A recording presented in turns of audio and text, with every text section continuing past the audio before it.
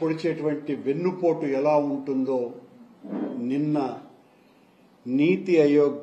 నివేదికపై ఇచ్చినటువంటి ప్రెజెంటేషన్లో ఆయన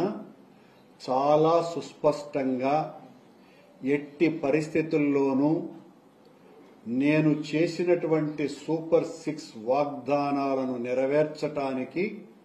ఏమాత్రమూ కూడా అనువైనటువంటి రీతిలో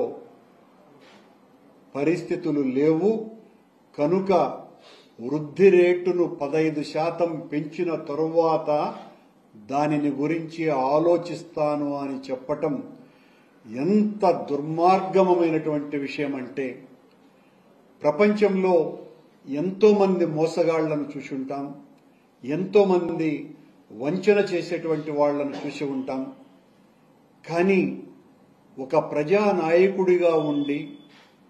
ప్రజలకు మేలు చేయటానికే కారణజన్ముడుగా జన్మించినాను అని తన అనుయాయుల చేత పొగిడించుకునేటువంటి చంద్రబాబు నాయుడు గారు చేసినటువంటి ఈ ప్రజా వంచన అన్నింటికంటే చాలా దుర్మార్గమైనటువంటిది. నేను అధికారంలోకి వస్తే తల్లికి వందనం పేరుతో ప్రతి ఒక్కరికి బిడ్డకు 15,000 రూపాయలు ఇస్తానని చెప్పినటువంటి వ్యక్తి,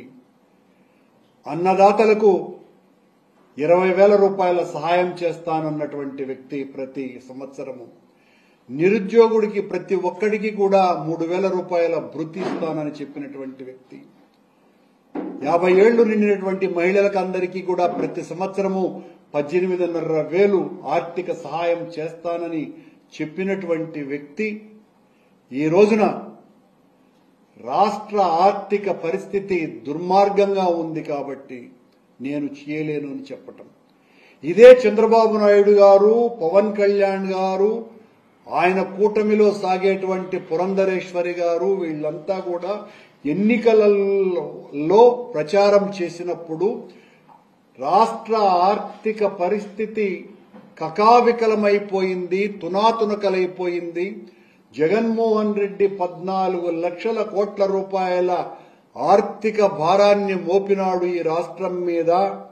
ఈ రాష్ట్రమంతా అప్పుల్లో కూరుకుపోయింది అని చెప్పినటువంటి ఈ ముగ్గురు నేతలు ఇంత ఆర్థిక దుస్థితి ఉన్నప్పటికీ కూడా